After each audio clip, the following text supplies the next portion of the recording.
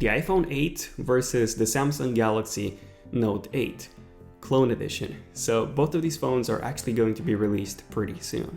So the iPhone 8 is coming out next month in September, and then the Samsung Galaxy Note 8 has already been announced last week, and it's coming out pretty soon. Now, even though those phones aren't actually out, what's funny about these things is that these are actually clones. So we already have an iPhone 8 clone and a Samsung Galaxy Note 8 clone coming from China. So this would be the Note 8 clone, and this would be the iPhone 8 clone. I've actually covered both of them in separate videos, in case you want to see more in-depth coverage on these. But in this video, I just want to see how they compare to each other. So let's take a look and see which clone is actually a better clone. Is it the iPhone 8 clone or the Samsung Galaxy Note 8 clone? So as always, grab some popcorn and enjoy.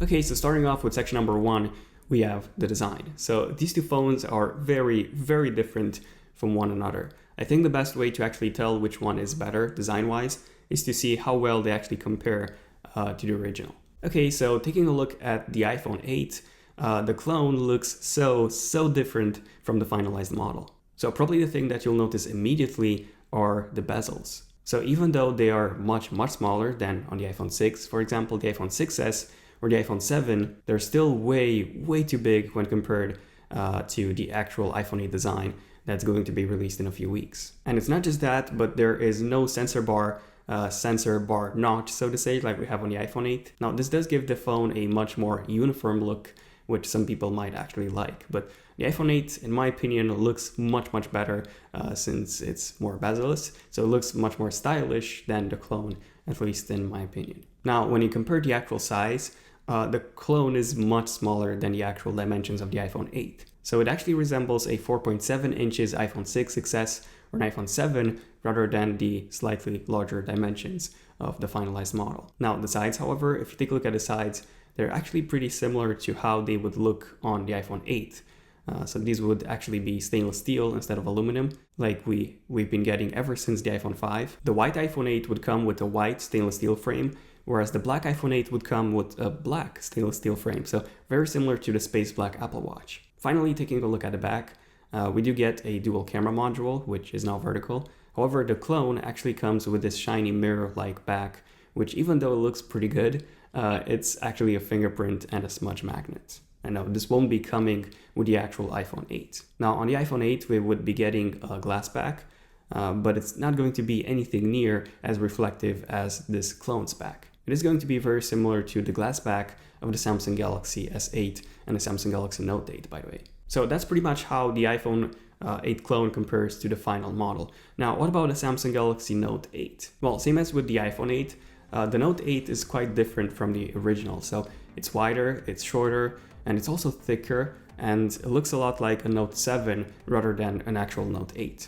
So the only way you can tell that this is a Note 8 clone and not a Note 7 clone is by looking at the display. So the bezels are indeed very thin, and they do resemble the Note 8 bezels in terms of the design style. However, if you take a closer look, the display doesn't actually go until the very top, since you do get those two black sections here, which don't really have any functionality apart from one, which I'm going to cover in a second. Now, taking a look at the back, we are missing that dual camera module that we are getting with the actual Note 8. Now, we do have a fingerprint scanner on the back, which is a pretty good way to tell that this is indeed a Note 8 clone and not a Note 7 clone. But yeah, overall design-wise, I would say that the Note 8 clone looks closer to the original one's design. However, the iPhone 8 clone is closer when it comes to the actual dimensions of the iPhone 8. Okay, so moving on to the display. Which clone has a better display? Well, the iPhone clone is just so much better. So it comes with a 1334 by 750 resolution display. That's at least according to CPU-Z. And I have to say, this display is crazy sharp for a clone. So resolution-wise, I would say that this is definitely about the same resolution as an iPhone 7. So 1334 by 750. And by the way, this is also a 4.7 inches display instead of the 5.8 inches display that we would get on the iPhone 8. And also the viewing angles are actually pretty good on this one. And the colors are also very vibrant. And overall, this is actually the best display that I have ever ever seen on a clone. Now on the Note 8 clone, however, the display is just horrible. So it's a 720p resolution display, but also the display size is 5.5 inches. Now on the actual Note 8, we would get a 6.3 inch display, but yeah, the colors are just incredibly washed out. The viewing angles are horrible. The blacks are as grayish as they can get, and yeah, overall this is a horrible display. So yeah, display wise, the iPhone 8 clone is so much better than the Note 8 clone. Okay, so what about the actual performance? Is any of these actually usable, or is it just really laggy? Well, when it comes to the performance and the specs, the iPhone clone reports that it's actually running on the Apple A9 chip, which is obviously not true. And the Note 8 reports that it's actually running on a Snapdragon 835, which again is completely false. So we can't really tell what are the actual CPU models and clocks in these devices because, well, they've both been faked. But performance-wise, I do have to say that the Note 8 clone is so much faster. So the iPhone clone does stutter from time to time, but the Note 8 one is just so fluid, so responsive, and so fast. However, that's most likely because there's literally no apps installed on the Note 8. I mean, you don't even get the Google apps, like any of them. So you don't even get YouTube, you don't even get Chrome, or you don't even get the Google Play Store app. So yeah, there's no way to actually install apps on this thing. So I ended up trying multiple Play Store's APKs, which none of them, by the way, worked. And I also got an adware, which was spamming my phone with ads. And that one wasn't that easy to remove, by the way. So in the case of the Note 8, what you could do, for example, is to just install a custom ROM, since you'll be stuck with only a few apps that are pre-installed on the device. The iPhone clone, however, is very impressive when it comes to not necessarily the performance, but the installed apps. So you get a full selection of pretty much all iOS apps that you would get on a brand new iPhone. Even apps such as the Apple Watch app or the HomeKit app. Every single app has been faked so well. I mean, this literally looks just like iOS if you take a look at it. Now, I've seen a few iPhone clones, but when it comes to how well they actually replicate iOS, this one is by far the best. So the settings literally look like on iOS. Everything has been cloned to the smallest detail, as you can see. But hey, the Note 8 clone at least comes with 64 gigs of RAM. Obviously, it says 64 gigabytes on the box, so it definitely has to be 64, right? Okay, now moving on to the camera. Is any of these cameras actually usable? Well, they're both pretty bad. However, the iPhone's camera is actually quite usable, I would say. So we have a 12 megapixel camera versus the 9.5 megapixels one that we get with the Note 8.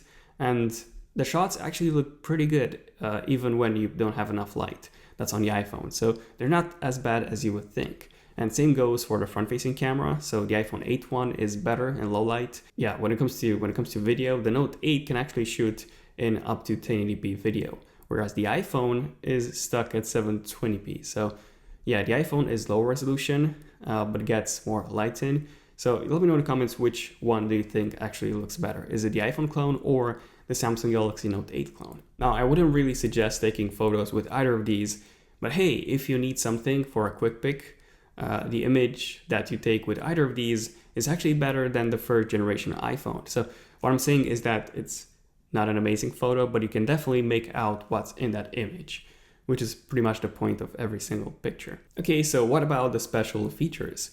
Well, special feature-wise, the Note 8 comes with an S Pen. Yes, comes with an S Pen. However, it doesn't really sync via Bluetooth or anything, so it's honestly just a regular cheap capacitive stylus, and that's it. And it's also really difficult to remove from the phone. I actually thought that this was like fixed, built into the device fixed unit. So I never thought that this was removable until I got the SIM ejection tool and I was able to remove it. So yeah, but when you do remove it, however, there is a tiny switch inside, and you do get this pop-up menu with quite a few options. So you get notes, you get screen write, and you get a few more. But the interesting thing here and the funny thing here is that nothing really works. So if you open up screen write, for example, sometimes all it does is that it takes a screenshot, and then opening notes just crashes the menu since there's no Notes app installed. And basically to reopen the menu, you have to reinsert the S Pen and take it out again. So yeah, overall, I would say that this menu is just useless because it doesn't really work. Now, you also get an Edge view panel, so something like we have on the S8, the S7, Edge, and so on. But yeah, apart from that, what's really cool about the Samsung Galaxy Note 8 clone, at least, is the face unlock and the iris scanner. So it doesn't really have a true iris scanner, but it does detect your eyes via the front-facing camera, and it unlocks the phone. So I think this is pretty cool. It kind of works. And then there's also a fake fingerprint reader built into the display assembly, which I know, this sounds crazy. Not even the S8 or the Note 8, the actual Note 8 have this thing. And yeah, in case you're wondering, the one on the back is fake. So it's just a piece of plastic. It doesn't really do anything. Okay, so what about the front-facing fingerprint reader? So remember those black bezels between the bezels and the actual display that I've mentioned before? So those are actually capacitive layers, so they can actually detect a touch input. So when you touch that section, it unlocks the phone.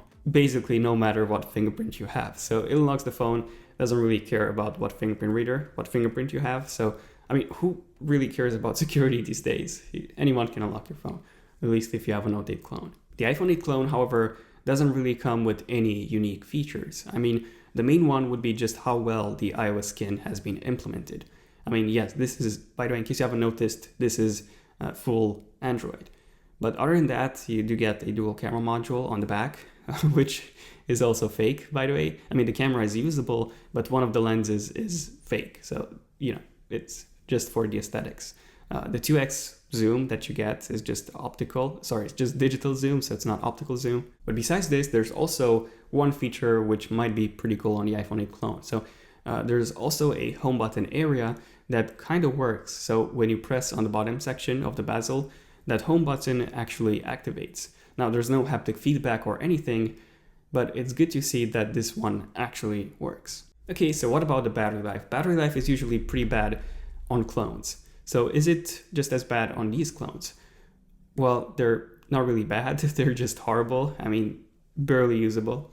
So I was using the iPhone for about 30 minutes, and then the battery actually went down from 100% to about 30%. So yeah, you can figure. And the Note 8 clone was actually a bit better, but not by much. So it was at 100% for quite a few hours, but then when I restarted the phone, it went to like 30%. So obviously the indicator doesn't really work. So yeah. And fun fact, the iPhone 8 clone charges from any lightning cable. Whereas for the Note 8 clone, even though it comes with a USB-C port, it can only charge via the included charging cable. So I've tried a few other USB-C cables, but none of them would actually charge the phone. Pretty weird. Okay, so in the end, which one of these two clones is a better clone? Well, even though the Note 8 clone resembles the real Note 8 better than the iPhone 8, for example, resembles the real iPhone 8, the iPhone clone wins by a mile, mostly because of how limited the Note 8 clone is when it comes to apps. The iPhone clone also comes with a much better display, a better camera, an almost one-to-one copy of iOS. And I mean, if it wasn't for that really, really awful battery life, you could essentially use this as your daily driver. I'm not even joking. It's usable. But there we go. If you want to see more in-depth videos like this one, feel free to subscribe, and also feel free to enable notifications on my channel so that you're notified whenever I upload a brand new epic video. You can simply do that by tapping on that bell icon. But yeah, let me know in the comments which clone would you guys pick, and also if you would ever use a clone as your daily driver. I wouldn't. No. But yeah, other than that, feel free to give this video a like if you have enjoyed it, to let me know. And yeah, this is pretty much it for this video. So thank you for watching. I'm Daniel, and I'll see you guys in my next one. Zone of Tech, signing out. Cheers.